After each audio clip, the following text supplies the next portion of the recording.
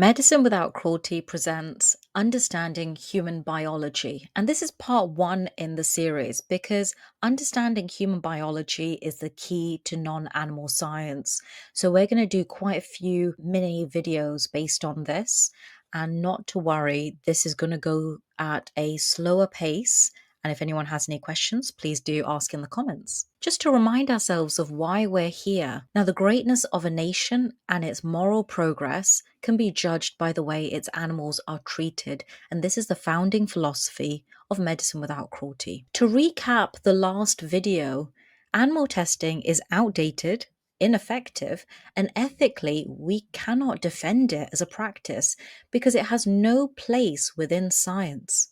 When you have alternatives like organ-on-a-chip, AI-driven models, 3D bioprinting, and organoids, to name but a few, which we'll go through in subsequent videos, we have the tools to conduct research in ways that are accurate, reliable, and compassionate. Educational institutions hold the key to driving this change because it will be our students who will embed these practices, and human relevant models will become commonplace, as will treatments for human health. Okay, so all humans are made up of cells, tissues, and organs.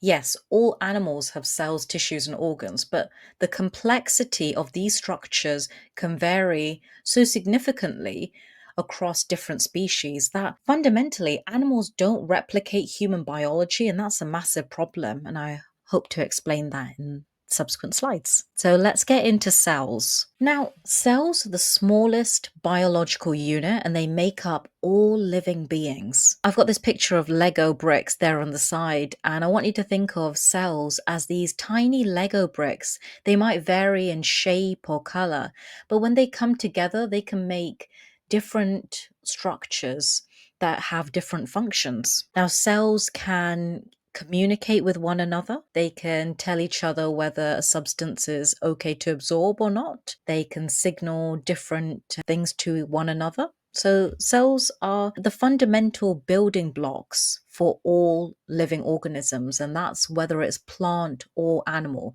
And I'm just going to go into what animal cells look like, specifically human. Now, all cells have a variety of different components, and these components are known as organelles. These organelles can be mitochondria, the nucleus, the cell membrane. We have tons of more organelles within the cell, but just for this mini video, we're just going to cover the three most important ones. Now, the cell membrane, or that kind of outer wall of the cell, that's known as the gatekeeper. Now, it's not as rigid as a wall. I want you to think of it as kind of a wall with many doors. Now, this gatekeeper controls what enters and what exits the cell, and it plays a very important role in drug absorption, distribution, and cell signaling. Like I said, cells communicate to one another. So cell signaling is a very important process because it can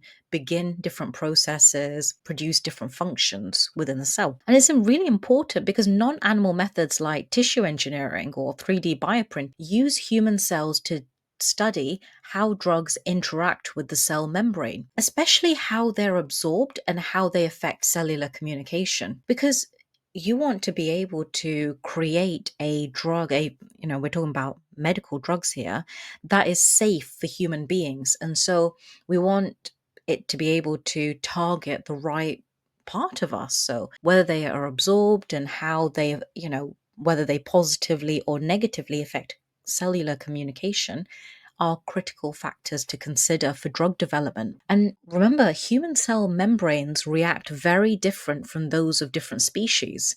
And so if we model this in human relevant systems, scientists can obtain accurate data on how effective a drug is and also any potential side effects. The cell nucleus, this big structure there in the middle of the cell, is known as the control center, and its function is simple. It contains the cell's genetic material, the DNA. And you might have heard of DNA before.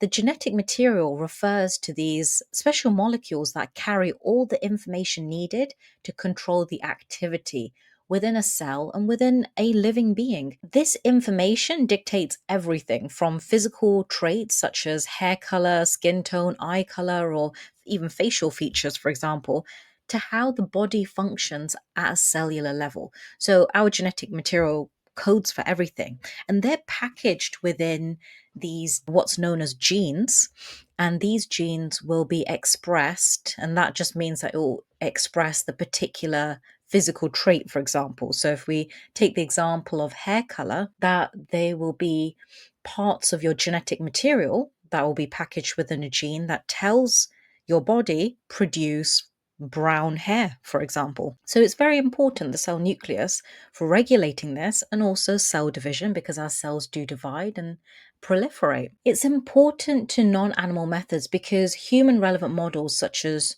human cell cultures, and just to remind you what a cell culture is, cell culture refers to the removal of cells and their growth within an artificial environment. So we're taking cells, so say if it might be a blood sample, it might be even if we swab our cheek, we can obtain cells from that method.